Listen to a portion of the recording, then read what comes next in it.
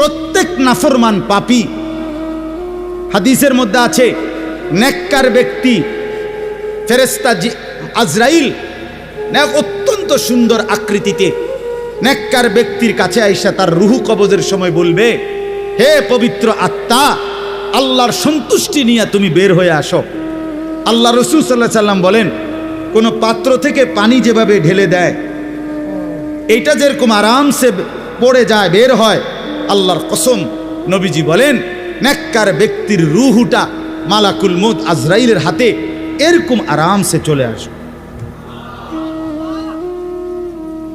আর আল্লাহ নবী সাল্লাল্লাহু আলাইহি সাল্লাম বলেন, কোন নাফরমান পাপী এক নম্বরে তার মৃত্যুর সময় প্রথম হইল ফেরেশতা মালাকুল মউত আজরাইল অত্যন্ত নিকৃষ্ট বিভৎস কুৎসিত চেহারা নিয়ে তার সামনে দাঁড়ানো।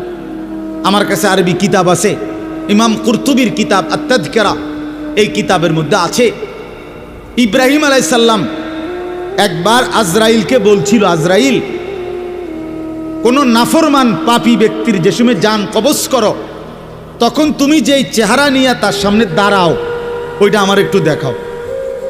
কিতাবে আছে আজরাইল বলছে ইব্রাহিম আলাইহিস সালামকে যে আল্লাহর কসম আপনি সহ্য করতে পারতেন না।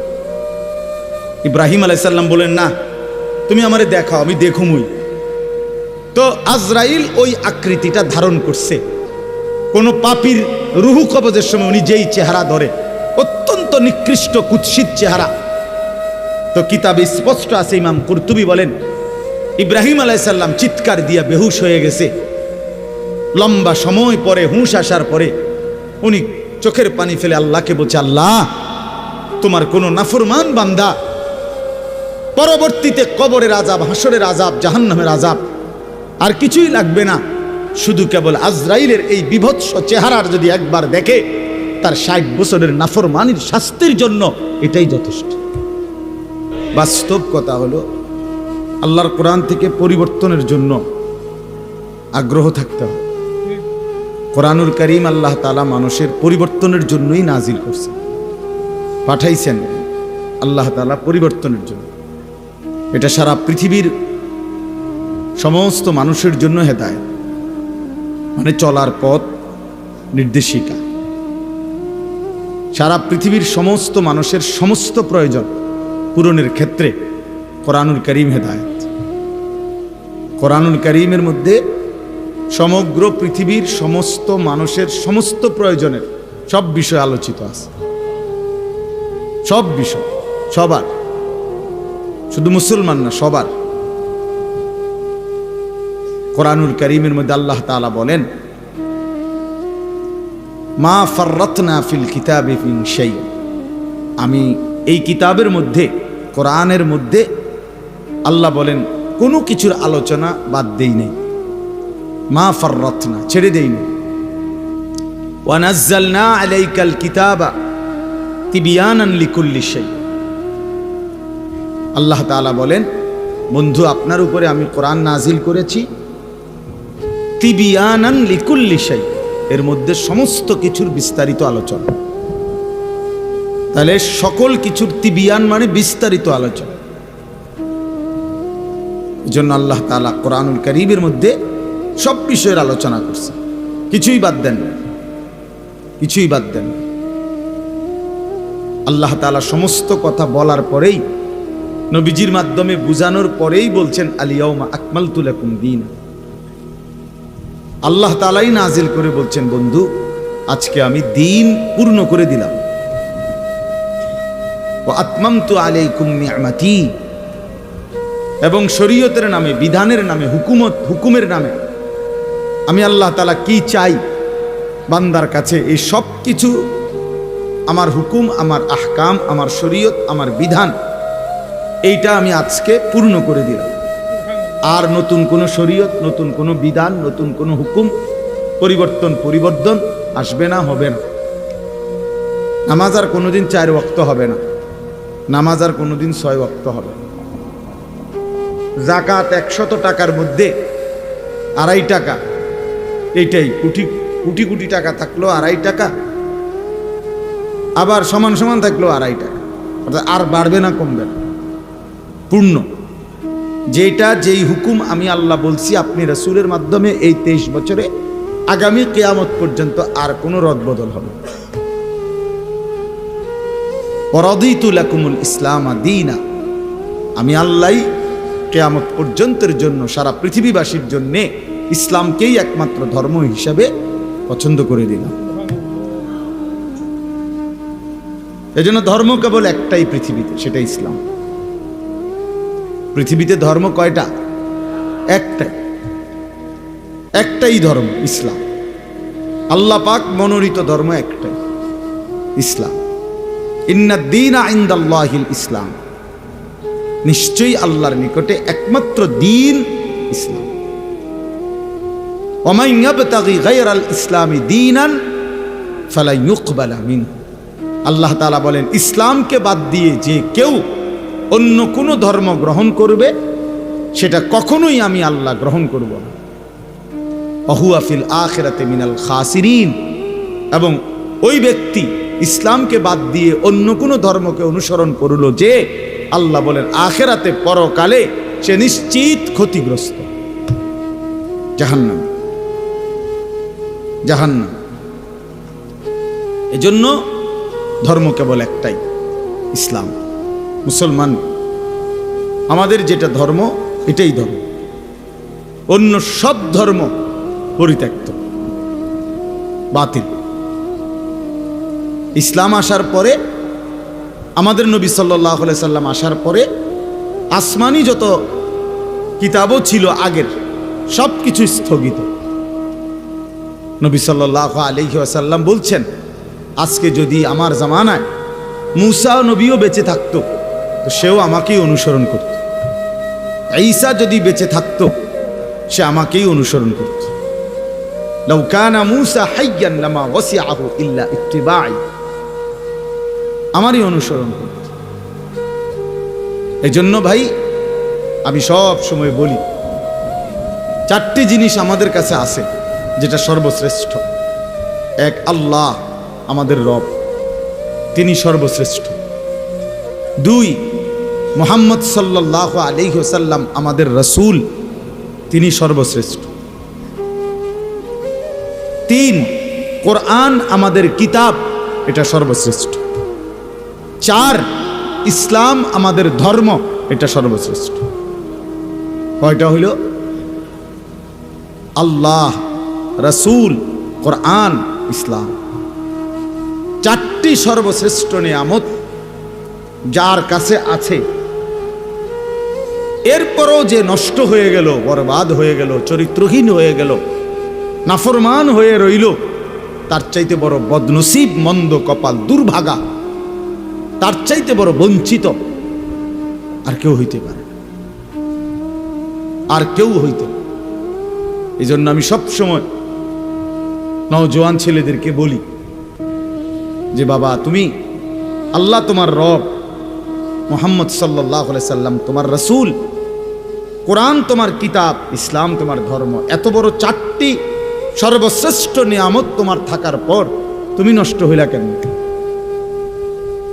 তুমি চরিত্রহীন হইলা কেমনে? কিসের অভাবে? তুমি এক ওয়াক্ত নামাজ পড়তে চাও না, আল্লাহকে চেনো না, আখিরাত পরকাল বলতে কিছুই ভাবো না, এত বড় অসভ্য কেমনে হইলা? আল্লাহ যার রব সে বেনামাজি হয় কেমনে? মুহাম্মদ সাল্লাল্লাহু আলাইহি সাল্লাম যার রাসূল সে বেনামাজি হয় কেমনে? ইসলাম যার ধর্ম সে সেজদা দেয় না কেমনে? কোরআন যার কিতাব সে কিভাবে আল্লাহর নাফরমানি করে? কি কারণে নষ্ট হয়ে গেল? আহা, কি কারণে বরবাদ হলো? ইহুদিদের কাছে আল্লাহ নাজিলকৃত কোনো আসমানি কিতাব এখন নাই, যেটা আছে সেটা বানোয়াটি। খ্রিস্টানদের কাছে আল্লাহ নাজিলকৃত আসমানি কিতাব এখন নাই, এটা তারাও মানে। যেটা আছে সেটা তাদের বানানো। হিন্দুদের কাছে কোনো আসমানি কিতাবে নাই, নাজিলকৃতও নাই, বানাইনও নাই। যেটা আছে এটা তাদের ব্যক্তির রচিত। এবং একাধিক রামায়ণ, গীতা, বেদ, পুরাণ, এগুলো অনেকগুলো। তাইলে পৃথিবীর কারো কাছে নিখুঁত কোনো কিতাব নাই, কারো কাছে নিখুঁত কোনো ধর্ম নাই। মুহাম্মাদুর রাসূলুল্লাহ সাল্লাল্লাহু আলাইহি সাল্লামের মতো রাসূল, পূর্ণাঙ্গ নবী, সমস্ত গুণে পূর্ণ বৈশিষ্ট্যমণ্ডিত, সর্বশ্রেষ্ঠ, সব দিকে, সব বিবেচনায়, সর্ব অঙ্গে, সর্ববিবেচনায় যিনি সর্বশ্রেষ্ঠ, তিনি রাসূল মুহাম্মদ সাল্লাল্লাহু আলাইহি সাল্লাম। অন্য কারো কাছে নাই, আমাদের কাছে সব আছে। আমাদের কোরআনও নিখুঁত, আমাদের রাসূলও নিখুঁত, আমাদের আল্লাহও নিখুঁত, আমাদের ধর্মও নিখুঁত। এই চারটি নিয়ামত পূর্ণাঙ্গ থাকার পরেও এক মুসলমান 60 বছর মিথ্যা বলে কেমনে? এই চারটি নিয়ামত থাকার পরেও এক মুসলমান 30 বছর একটানা সুদ খায় কেমনে? মিথ্যা বলে কেমনে? হারাম রোজগার করে কেমনে? 30 বছর একজন মুসলমানের নারী বেপর্দা হয় কিভাবে? কি কারণে নষ্ট হইল? কি কারণে চরিত্রহীন হইল? কি কারণে হারামখোর হইল? কি কারণে সুদখোর, ঘুষখোর, বাটপার, সিটার হইল কেন? কিসের অভাব বলেন? ছেলেরা বলো ভাই, বাবারা বলেন, আপনারাও বলেন, কি কারণে 60 বছর বয়সে আপনি এখনো বিড়ি সিগারেটের বদভ্যাসটাও ছাড়তে পারলেন না? আহা বুড়া মিয়া, আপনার হায়াত আর কত বছর হইলে আপনি বুঝবেন এটা গুনাহ? 60 বছর পরেও আপনি এটা বুঝলেন না, তো 600 বছর পরেই বুঝবেন। কবরের কথা মনে পড়বে কোন দিন? মৃত্যুর কথা মনে পড়বে কোন দিন? এই বয়সকালেও এখনো চা দোকানে বসে রঙিন টেলিভিশনে নর্তকীর নাচ দেখেন, নাচ গান দেখেন। ছি ছি ছি ছি, মুসলমান এত নিকৃষ্ট হয় কিভাবে? মুসলমান এতটা বয়সকালে এভাবে আল্লাহকে ভুলে থাকে কিভাবে? বলে 365 দিনের এক বছরে কোনদিন ফজরের নামাজ পড়ে না মুসলমান, এমন এত বড় জানোয়ার কেমনে হয়? বলে এত বড় জানোয়ার, এত বড় হাইওয়ান মুসলমানের বাচ্চা কেমনে হয়? তুই কার মার ঘরে ভাত খাইছে? কোন মায়ের দুধ পান করছে? এত বড় গাদ্দার যে কোনদিনও ফজরের নামাজ পড়ে না, যে জানেই না ফজরের ওয়াক্ত কত। এটা কি হাইওয়ান? কত বড় চতুষ্পদ জন্তু এটা! এ মানুষ কিবা বলে? চাচারা আপনারা বলেন, আপনাদের যাদের ঘরের ছেলেটা মেয়েটা বছরের পর বছর এক ওয়াক্ত নামাজ পড়ে না, এই জানোয়াররে নিয়ে আপনি হাসরের ময়দানে কেমনে দাঁড়াইবেন? এটা সংসার? এটা বুঝি বউ বাচ্চা? এই নাফরমানের পরিচয় দিবেন কিভাবে? কেমনে দাঁড় করাইবেন? কি সংসার করলেন? কার জন্য উপার্জন করলেন? রক্ত পানি করলেন, মাথার ঘাম পায়ে ফেললেন। এই ঘর, এই সংসার, এই সোফা, এই ফার্নিচার, এই ফ্রিজ, এই সমস্ত আসবাবপত্র, জমি জামা, এই অসভ্যদের জন্য বানাইলেন যে একটা সেজদা দেয় না। আস্তাগফিরুল্লাহ। 20 বছর ধরে রাস্তার পাশের পুকুরে যেই বেপর্দা বেহায়া নারী খোলামেলা গোসল করে, হাজারো পুরুষ যাকে দেখে আসতে যাইতে, এই অসভ্য নারীর জন্য আপনার সংসার? এটা মুসলমানের স্ত্রী? বলেন, ওরে নিয়ে আখিরাতে কেমনে দাঁড়াবেন? কেমনে দাঁড়াবেন? সেই ঘর কেমনে মুসলমানের ঘর যে ঘরে নামাজ নাই, যে ঘরে সেজদা নাই, যে ঘরের প্রত্যেকের হাতে হাতে মোবাইল, যে ঘরে প্রত্যেক রুমে রুমে সারা রাত ছেলে মেয়ে নারী পুরুষ নাচ গান অস্থির ছবি দেখছে, যে মুসলমান প্রতিদিন ওজনে কম দেয়, প্রতিদিন কাস্টমারকে ঠকায়, প্রতিদিন হারাম রোজগার করে। ও ভাইয়া বলেন, বাবা বলেন, কেমনে দাঁড়াইবেন আখিরাতে? কিভাবে দাঁড়াবো আমরা? অকুল্লুহুম আতিহি ইয়াউমাল কিয়ামাতি ফারদা। রব্বুল আলামিন বলে, তোমাদের প্রত্যেককেই আমি আল্লাহর সামনে একজন একজন করে দাঁড়াইতে হবে, একজন একজন। ওয়ালা ইউসআলু হামিমুন হামিমা ইউবাসসারুনহুম।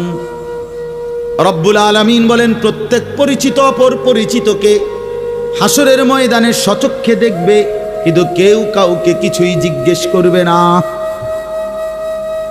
মা বাবাকে দেখবে, বাবা মাকে দেখবে, স্বামী স্ত্রীকে দেখবে, স্ত্রী স্বামীকে দেখবে, মা সন্তানকে দেখবে, সন্তান মাকে দেখবে, বাবা ছেলেদেরকে দেখবে, মেয়েকে দেখবে, ছেলে মেয়ে বাবাকে দেখবে, এলাকার বন্ধুরা স্বজনরা একজন আরেকজনকে দেখবে। হাসরের ময়দানে আমরা মনে করেন আপনারা এখানকার মানুষ, এই যে আপনারা এখন এনে মোটামুটি আপনারা যদি পরিচয় নেন তো একজন আরেকজনকে চিনবেন মোটামুটি, ঠিক না? এই রুমই হাসরের মাঠ। এমন না যে আমার এই ইটালির মানুষের লোকে খাড় করাইব, না হেরার লোক আমার খাড় করাবো, কিন্তু আমি কি হেগো এলাকার মানুষ না? বুঝেন নাই কথাটা? পরিচিত জনরাই কাছাকাছি দাঁড়াবে, সবাই সবাই চিনবে। আল্লাহ বলছেন ইউবাসসারুনহুম, সচক্ষে দেখবে একজন পরিচিত বন্ধু আরেকজনকে, আপনজন আপনজনকে দেখবে। কিন্তু ওয়ালা ইউসআলু, কেউ কাউকে এক বিন্দু ভালো মন্দ জিজ্ঞেস করবে। ইব্রাহিম আলাইহিস সালাম ইসমাইলকে ডাক দিবে না, নবীজি বলছে। ইয়াকুব আলাইহিস সালাম ইউসুফ আলাইহিস সালামকে ডাক দিবে না, ডাক দিবে না, কেউ না কেউ। ইয়াওয়াদ্দুল মুজরিমু লাউ ইয়াফতাদি মিন আযাবি ইয়াউমিইযিন বিবানিহি ওয়া সাহিবাতিহি ওয়া আখিহি ওয়া ফাসিলাতিহি আল্লাতী তু'যিহি ওয়া মান ফিল আরদি জামিআ সুম্মা ইউনজিহি। সাংঘাতিক কথা এটা। আল্লাহ বলে, হাসরের ময়দানের ভয়ানক দৃশ্য দেখে নাফরমান পাপী বলবে আল্লাহকে, আল্লাহ আজকে এই হাসরের ময়দানে আমার সন্তান যারা তাদেরকে জাহান্নামে দিয়ে দেন, আমার স্ত্রীকে জাহান্নামে দিয়ে দেন, আমার ভাই বোনদেরকে জাহান্নামে দিয়ে দেন, আমার পাড়া পড়শিকে জাহান্নামে দিয়ে দেন, আমার এই পৃথিবীর সমস্ত মানুষকে জাহান্নামে দিয়ে দেন, তারপরেও বিনিময়ে আমারে বাঁচায় দেন। সুম্মা ইউনজিহি, আল্লাহ বলবেন কাল্লা, না নাফরমান, কখনোই এটা হবে না।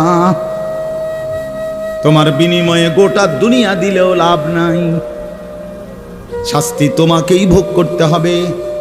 ইন্নাহা লাযা, আল্লাহ বলেন এটা জাহান্নামের লেলিহান আগুন। নাজ্জাতাল লিশ-শাওয়া, জাহান্নামে যখন ফেলবে নাফরমান, প্রথম সেকেন্ডেই শরীর থেকে চামড়াটা খসায়া ফেলবে, খুলে ফেলবে, গলে গলে পড়ে যাবে। নাজ্জাতাল লিশ-শাওয়া তাদউ মান আদবারা ওয়া তাওয়াল্লা। আল্লাহ বলে জাহান্নাম থেকে যে পলায়ন করতে চাইবে, আড়াল হইতে চাইবে, জাহান্নাম নিজে টাইনা তার ধরে নিয়ে আসবে। এদিকে আয় নাফরমান, এদিকে আয়, ওদিকে কই যাস গাদ্দার। তখন সেজদা দিতে বলছে, দিলি না কেন? মা সালাকাকুম ফি সাকার ক্বালু লাম নাকু মিনাল মুসাল্লিন। কোরআনুল কারীমের মধ্যে আছে, ফেরেশতারা জিজ্ঞেস করবে, নাফরমান তুই জাহান্নামী কেন হলি? নাফরমান চিৎকার করে বলবে, ভাই আমি নামাজ পড়ি নাই। খোদার কসম, কোরআনের আয়াত, প্রথম জবাব দিবে এটা, ক্বালু লাম নাকু মিনাল মুসাল্লিন, আমি নামাজ পড়ি নাই। কি ভাবছেন ছেলেরা, বাবারা, আপনারা কি ভাবছেন? কার লাগে কি কামাই করেন? কি আশ্চর্য মুসলমান! আপন ছেলে 16 বছর, 18 বছর, 20 বছর এক ওয়াক্ত নামাজ পড়ে না, সারাদিন মোবাইল টিপে, এবারটা এই অসভ্যের জন্য এবারটা সুদে টাকা লইয়া, কিস্তিতে টাকা নিয়া, এরপরে এই অসভ্য সন্তানকে বিদেশ পাঠায়। কারে পাঠাইলেন বিদেশ? কাল লাইয়া নিজে হারাম নিলেন এই নাফরমানের জন্য। হ্যাঁ, ওই আপনার কি আখিরাতের কি উপকার দিবে? কথা বলেন না কেন? কি উপকার দিবে? হয়তো হয়তো আমার চোখের সামনেই একটা সেজদা দেয় না, চোখের আড়ালে গেলে কি সেজদা দিব? কার জন্য সুদে টাকা নিলেন? কার জন্য নিজের জাহান্নামটা বরাদ্দ করে নিলেন? কার জন্য নিজের কবরটা বরবাদ করে দিলেন? আস্তাগফিরুল্লাহ, আস্তাগফির। হায় মুসলমান, কোন দিন বুঝবেন? কোন দিন বুঝবেন আপনারা? কতবার বললে বুঝবেন আলেমদের কথা? কতবার? রাসূলুল্লাহ সাল্লাল্লাহু আলাইহি সাল্লাম বলছেন, কোরআনের আয়াত শোনায় শোনায় উম্মত, আল্লাহ তাআলা কোরআনে বলছে, তোমরা যারা সুদ ছাড়ো নাই, তোমরা আমি আল্লাহর সাথে যুদ্ধের ঘোষণা শোনো, আমি তোমাদের সাথে যুদ্ধ নামলাম। মনে রাখো না ফরমান, সুদখোর, তুমি আমি আল্লাহর সাথে যুদ্ধ করলা, আর আমার সাথে যুদ্ধ করে কেউ টিকবা না, আমি আসাদ দিয়া জাহান্নামে ছুঁড়ে মারব। মনে রাখিস গাদ্দার, আমি বলছিলাম তোকে আমি হালাল দিয়ে রিজিক দিতে পারবো, তুই আমারে বৃদ্ধাঙ্গুলি দেখাইয়া বলছিস আল্লাহ আপনি পারতেন না হালাল দিয়া, আমি বাটফারি না করলে আমার সংসার চলবে না, আমি ওজনে কম না দিলে আমার সংসার চলবে না, আমি সুদ না নিলে, কিস্তি না নিলে আমার বউ বাচ্চা না খাইয়া মরবো, আমনে বাদ দেন, আপনি অন্য লোকের চিন্তা করেন, আমি আমারটা বুঝ করি। কি নাই তো কি? চাচা বলেন নাই তো কি? আপনি কি বুঝাইতে চাইলেন না? তাই আল্লাহকে এটা বুঝাইতে চান না? আল্লাহ আমারটা আমি দেখি।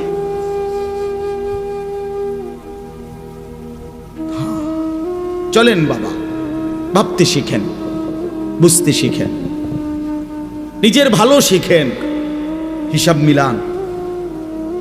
ছেলেরা তোমরাও হিসাব মিলাও। ইন্না যারা কাদ তুদরিকুহুল আহাতু ক্বাবলা আন ইয়াবলুগা। হাসান বসরি রাহমাতুল্লাহ আলাইহি যুবকদেরকে বলছে, যুবক মনে রেখো, সব ফুল, সব ফুল, সব ফল পরিপক্ক হয় না, পাকা পর্যন্ত যায় না, তার আগেই ঝরে যায় অনেক। বুঝেন নাই কথা?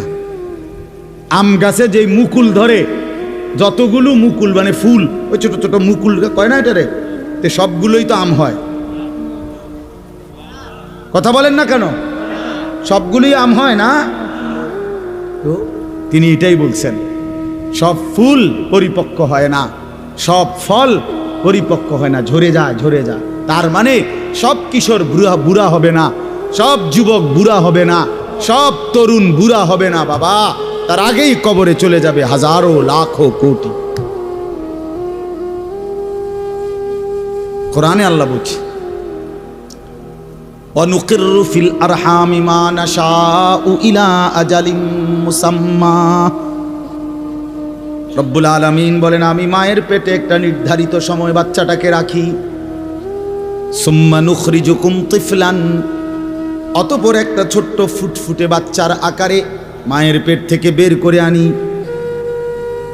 সুম্মা লিতাবলুগু আশুদ্দাকুম, অতঃপর আমি আল্লাহ সেই বাচ্চাটার শরীরের মধ্যে শক্তি দিতে থাকি, আস্তে আস্তে তাকে সামনের দিকে আগাইতে থাকি।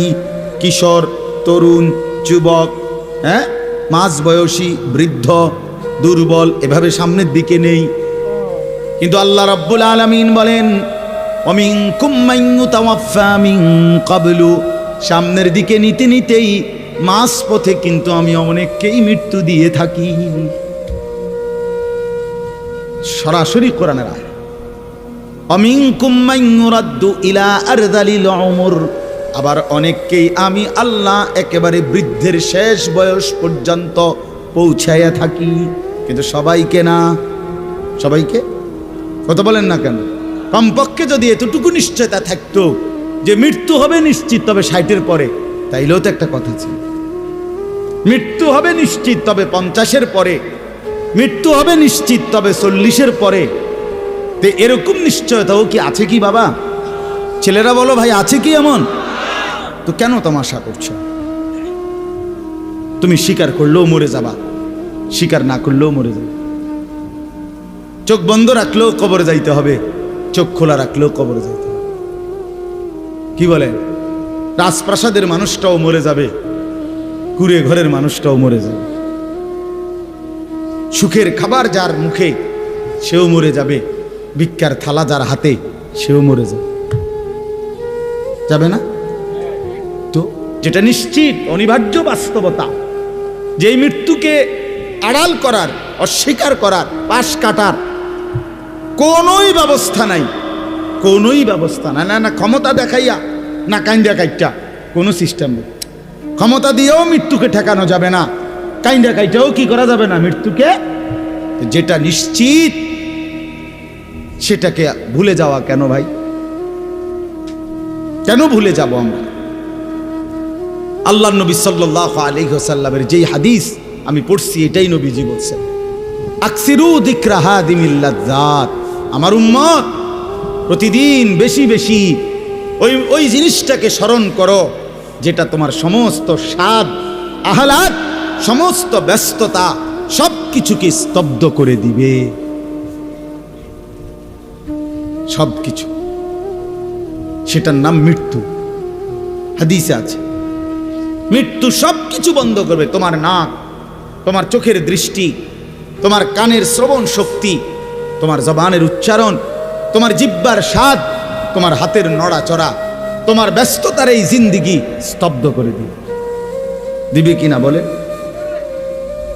আমি অনেক সময় বলি, আমার প্রায় সময় জানাজা পড়তে গেলে মনে হয়, দেখবেন জানাজার নামাজেও মনে করেন 10:30 বাজে জানাজার টাইম দিছে, 10:30 জানাজা, 10:34 বাজে গেছে, 30-40 বাজে গেছে।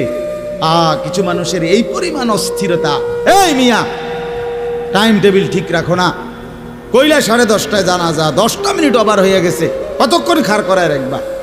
মানে উনি ব্যস্ত, ওনার এই 10 মিনিট সময় নাই। আল্লাহর কসম বন্ধু, এই মানুষটাও এরকম ব্যস্তই ছিল। যে মানুষটার জানাজা হচ্ছে এখন, যার লাশ এখানে শোয়ানো, এই লোকটাও এমন ব্যস্তই ছিল। তার হাতেও একদিন সময় ছিল না। আজ গোটা পৃথিবী সব আগার জায়গায়, এই বেচারা শুধু নিস্তব্ধ। চোখের সামনের জলজ্জান্ত মানুষটা স্তব্ধ, আর হাত নড়ে না, পাও নড়ে না, আর চোখ নড়ে না, জিহ্বা নড়ে না। এজন্য দুনিয়ার এই ব্যস্ততার ভিতর দিয়ে আমরা যদি মনে করি যে আমি শুধুই দুনিয়া, ভালো মন্দ, লাভ লোকসান, চাওয়া পাওয়া, প্রাপ্তি অপ্রাপ্তি, মনের চাহিদা পূরণ, সবকিছু শুধু দুনিয়া ভাইয়া, বাবা তো আখিরাত কার জন্য? কবর কার জন্য? তাইলে নবীজি সাল্লাল্লাহু আলাইহি সাল্লাম কাকে তাইলে আখিরাত বুঝাইতে চাইছেন? আল্লাহর কোরআন এমন কোন সূরা নাই, কোরআন শরীফের 114টি সূরা, 114টি সূরার এমন কোন সূরা নাই, এমন কোন রুকু নাই কোরআনে যেখানে আখিরাতের কথা, পরকালের কথা আলোচনা নাই। এই পরিমাণ আল্লাহ তাআলা আখিরাত, আখিরাত, পরকাল, পুনরুত্থান, হাসরের মাঠ, এগুলো আল্লাহ তাআলা এতবার বলছেন, অস্বীকার করার, পাশ কাটার কোনো সুযোগ নেই, কোনো সুযোগ নেই। কোরআন শরীফে আছে সূরা মুলকের মধ্যে, জাহান্নামী যখন চিৎকার করবে, জাহান্নামের ফেরেশতারা তখন বলবে, আলাম ইয়াতিকুম নাদির, এই নাফরমান, তোমারে কি কেউ কোনোদিন জাহান্নামের ভয় দেখায় নাই? ক্বালু বালা, সে বলবে হ্যাঁ, কদ জাআনা নাদির, আমার কাছে বহু ভয় প্রদর্শনকারী বান্দা এসেছিল। কত ইমাম, কত খতিব, কত আলেম, কত ওয়াইজ, কত বক্তা, কত পীর, কত মাশায়েখ, কত আউলিয়া, কত বুজুর্গ চোখের পানি ফেলে ফেলে বারবার বারবার আমার এই জাহান্নামের কথা বলছিল, কিন্তু ফাকাদ্দাবনা, আমি মিথ্যা মনে করেছি। অকুলনা মা নাযালাল্লাহু মিন শাই, আমি আরো বলছি এগুলো আল্লাহ বলে নাই, তোমরা মোল্লারা মুন্সিরা তোমরা বানাইয়া বানাইয়া বলো। হ্যাঁ, অনেক বেত্তমিজ লোক আছে, ও এত না হুজুররা যত কয় এত না, না আমরা জানে, আমরা আগেও একবার ফিডা খাইয়া আইছে, আমরা একবার ঘুরে আইছে হাঁসুরের মাঠ, আমরা জানে যত কয় এত না। ও কইতে লাগলে সবাই কয়, বাড়াইয়ে কয়, মাইক ফাইলে কে না কয়। এই সমস্ত বিদ্রুপ আলেমদের কথাকে আপনি অবজ্ঞা করিলেন। আসলে তো আলেমদের কথা না, কথা যদি হুজুরের কথা হইতো তাইলে না হয় আপনি ফেলে দিতেন, কিন্তু জবানে না হুজুরের কথা, তো সরাসরি আল্লাহর কথা, তো রসুল্লাহর, আল্লাহর, তো সে কথা প্রত্যাখ্যান করলেন কেন? আপনি আমার কথা, আমার ব্যক্তিগত যদি কথা হয় সেটা ফেলে দেন, কথা বোঝেন নাই। কিন্তু উলামায়ে কেরাম আপনাদেরকে নসিহতের মাধ্যমে নিজের ব্যক্তিগত হুজুরদের কথা বলে না, কথা বলেন না কেন? কার কথা বলে? আল্লাহর কথা বলে, রাসূলুল্লাহ সাল্লাল্লাহু আলাইহি সাল্লামের কথা বলে, তো সেটা বাদ দিলেন কেন? সেটা বাদ দিলেন। আমার ব্যক্তিগত কথা তো আপনাদের ধরতে বলি নাই, আমার ব্যক্তিগত কথা বলি, আপনারা দেখি গ্রহণ করেন কিনা বলেন। মনে করেন আমি কুমিল্লা ক্যান্টনমেন্ট থাকি, ময়নামতি সাহেবের বাজার, আমার মাদ্রাসা বাসা ওইখানে। তো আমি কুমিল্লা ক্যান্টনমেন্টে একটা বড় টাওয়ার আছে, গুমতি টাওয়ার। এই গুমতি টাওয়ারের নিচে আন্ডারগ্রাউন্ডে মুদি দোকান এবং তরি তরকারির দোকান। আমি প্রত্যেক দিন ওইখানে তরি তরকারি এবং মুদি যত মাল, এই যে পেঁয়াজ রসুন আদা তেল এগুলো এবং মাছ তরকারি, এগুলো ওই গুমতি টাওয়ার থেকেই সবসময় কিনি। আপনারাও সবাই নিয়ত করেন ইনশাআল্লাহ এখন থেকে সবাই কুমিল্লা ক্যান্টনমেন্ট গুমতি টাওয়ার থেকেই তরকারি এবং চাল ডাল তেল কিনবেন, বলেন ইনশাআল্লাহ। কথা বলেন না তো, তা আপনি কি বলবেন? কি হুজুর আপনি পাগল হলেন নি? আমি কিনতাম আমার আমনের ক্যান্টনমেন্ট, আমি কিনতাম যাবো, আমাকে দেশে কি মাছ তরকারির অভাব পড়ছে নি? ঠিক কিনা বলেন না কেন? তাহলে এইটা না আমার ব্যক্তিগত কথা, কথাটা আমার বুঝছেন নি? এইটারে তো আপনারে মানতে কই নাই আমি তো বলি না আপনারে যে আপনি আমার লগে গিয়ে বাজার করেন। তাহলে আপনি যে বললেন হুজুরে এরম কয়, হুজুরার সব কথা ধরলে চলন যাইতো না বর্তমান জমানায়। আপনারা তো আমার একটা কথাও ধরতে বলি নাই, আপনাকে বলছি আল্লাহর কথা না ধরতে। আপনাকে তো বলেছি ভাইয়া রাসূলুল্লাহ সাল্লাল্লাহু আলাইহি ওয়াসাল্লামের কথা ধরতেন। আল্লাহর কথা ফিরায় দেয় কেমনে? নবীর কথা ফিরায় দেয় বলেন বাবা, মেহেরবানি করে। এই জন্য বুঝতে শিখেন, বুঝতে শিখেন। তিনটা জিনিস আমাদের মধ্যে লাজেম থাকা চাই। এক হলো তাওহীদ, দুই হলো রিসালাত, তিন হলো আখিরাত। এই তিন জিনিস ভুলে গেলে মুসলমান হয় না। তাওহীদ ভুলে গেলে, অর্থাৎ লা ইলাহা ইল্লাল্লাহ, জীবনের সব ব্যাপারে সব বিষয়ে যা কিছু হচ্ছে, যা কিছু হচ্ছে, আমার জীবনের এই সারা পৃথিবীর কায়নাতের সমস্ত নড়া চড়া প্রত্যেকটা বিন্দু বিসর্গ করছেন শুধুই একজন, তিনি আল্লাহ। তিনি কে? লা ইলাহা ইল্লাল্লাহ, আল্লাহ ছাড়া আর কোনো ইলাহ নাই, দেনেওয়ালা আর কেউ নাই, পালনেওয়ালা আর কেউ নাই। এটা তাওহীদ। আর শাজিমের উপর থেকে সাতবক জমিনের নিচ পর্যন্ত যেটা যেমনে যেভাবে আছে সেটা একজনই পরিচালনা করছেন, তিনি আল্লাহ। এ কথা যত দিলের মধ্যে বসাইতে হবে। দুই নাম্বার রিসালাত। রিসালাত মানে হলো মুহাম্মাদুর রাসূলুল্লাহ সাল্লাল্লাহু আলাইহি সাল্লাম, এই কথা গ্রহণ করা। এই কথা আবার গ্রহণ করার কি? এই কথা গ্রহণ করা হইল মুহাম্মদ আল্লাহর রাসূল, আল্লাহ আমার জন্য উনাকে পাঠাইছেন, অতএব আমার জীবনের হাসি কান্না আনন্দ বেদনা, রাত দিন, ঘর সংসার বাজার ব্যবসা, আয় রোজগার, স্ত্রী পুত্র পরিজন, কদম কদম বিন্দু বিন্দু নিঃশ্বাস নিঃশ্বাস আমি অনুসরণ করব একজনকে, তিনি মুহাম্মাদুর রাসূলুল্লাহ সাল্লাল্লাহু আলাইহি ওয়াসাল্লাম। এটারে বলে রিসালাত। এটাকেই বলে নবী সাল্লাল্লাহু আলাইহি সাল্লামকে চেনা, এটাকেই বলে নবী সাল্লাল্লাহু আলাইহি সাল্লামকে ভালোবাসা, এটাকেই বলে নবী সাল্লাল্লাহু আলাইহি সাল্লামকে অনুসরণ করা। আমার ভাইয়া, আল্লাহর দোহাই, আপনি আপনার জায়গাতেই থাকেন, আপনি আপনার তরিকাতেই থাকেন, আপনি আপনার পীরের কাছেই থাকেন, যে যেখানে আছেন থাকেন, কোনো অসুবিধা নাই। শুধু নিজেরে ধোকা দিয়েন না, ধোকা খাইয়েনও না, কাউরে ধোকা দিয়েনও না। আল্লাহ রসুল বলছে আল মুমিনু লা ইয়াখদাউ ওয়ালা ইউখদাউ। খেয়াল করে শুনেন এই কথাটা। মুমিন, নবীজি বলছে, কোনো ইমানদার কাউকে ধোকা দেয় না। খোদার কসম নবী বলছে ইমানদার ধোকা খায়ও না। লা ইয়াখদাউ অর্থ সে ধোকা দেয় না, ওয়ালা ইউখদাউ অর্থ নিজেও ধোকা খায় না। অতএব রাসূলুল্লাহ সাল্লাল্লাহু আলাইহি সাল্লামের সাথে সম্পর্ক, ভালোবাসা, মহব্বতের সবটা 100 অনুসরণের মাধ্যমে, অনুসরণের মাধ্যমে। চেহারায় যার দাড়ি নাই সে রসুলকে ভালোবাসে না, ঘরে যার স্ত্রী বেপর্দা সে রসুলকে ভালোবাসে না, উপার্জনের মধ্যে যার হালাল নাই সে রসুলকে ভালোবাসে না, জীবনে যার সুন্নত তরিকার অনুসরণ নাই সে আল্লাহর রসুলকে কশ্চিন কালেও ভালোবাসে না। ভালোবাসে বললে এটা ভালোবাসার নামে ধোঁকা, মিথ্যাবাদিতা ছাড়া আর কিচ্ছু না। হ্যাঁ, হাসরের ময়দানে মার খাইয়েন না, ধরা খাইয়েন না। কথা বুঝছেন না? এখানে গাছ জোর দেখাইয়া হয়তো আমনে চিৎকার দিয়া, হুঙ্কার দিয়া, এই কইয়া সেই কইয়া, খাইয়া দাইয়া, বিরানিয়ে খিচুড়িয়ে মিল্লা পার হইয়া গেলেন আর কি। কিন্তু কবর আখেরাত এত সুঝা না। আখেরাত হাসরের মাঠ মামুর বাড়ি না, হাসরের মাঠ নানার বাড়ি না, আমনের চাচার শ্বশুর বাড়ি না।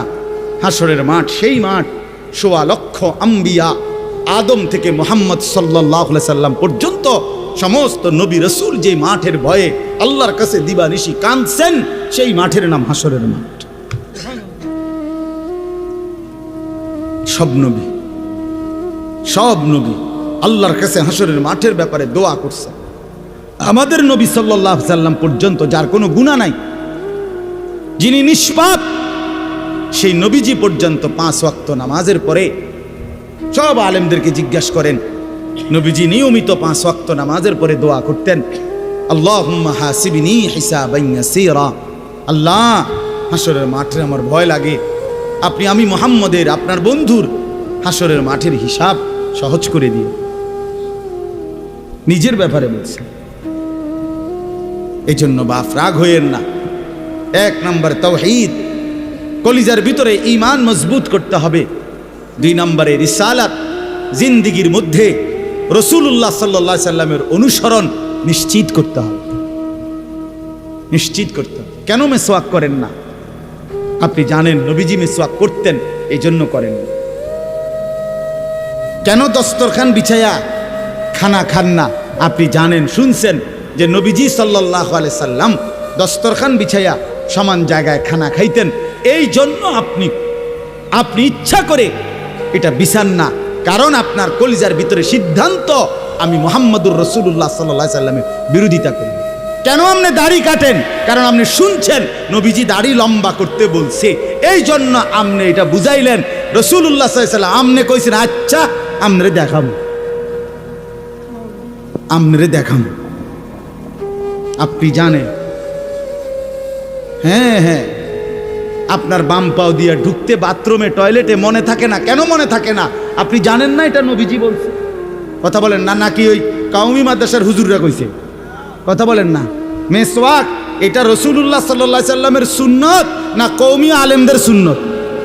কথা বলেন না আপনারা। তো এটা করেন না কেন? কারে ওহাবি বলেন? কারে গালি দেন? কেন গালি দেন? কি বুঝে গালি দিলেন? কেন বললেন? বলেন, কি অপরাধের কারণে আমি রসুলের দুশ্মন হব? কেন? আমি মিসওয়াক করি এই অপরাধের কারণে না? কথা বলেন না কেন? আমি দাড়ি রাখছি দেখে এই অপরাধের কারণে? কোন আমার স্ত্রী পর্দানসীন, আমার মেয়ে পর্দা করে, আমার ঘরে টেলিভিশন নাই, আমার রোজগারের মধ্যে আমি হারাম করার চেষ্টা করি না, তো সব ক্ষেত্রে রাসূলুল্লাহ সাল্লাল্লাহু আলাইহি সাল্লামের সুন্নাতের উপরে চলার চেষ্টা করলাম, তা আমি রসুলের দুশ্মন কেন হলাম? আমি বুঝাইলাম, আমি বলতে মানে আপনি যে কোনো একজন আলেমে দ্বীনকে আপনি কেন নবীর দুশ্মন বলবেন? এত বড় জুলুম কেন করেন? এত বড় কেন জুলুম করেন বাবা?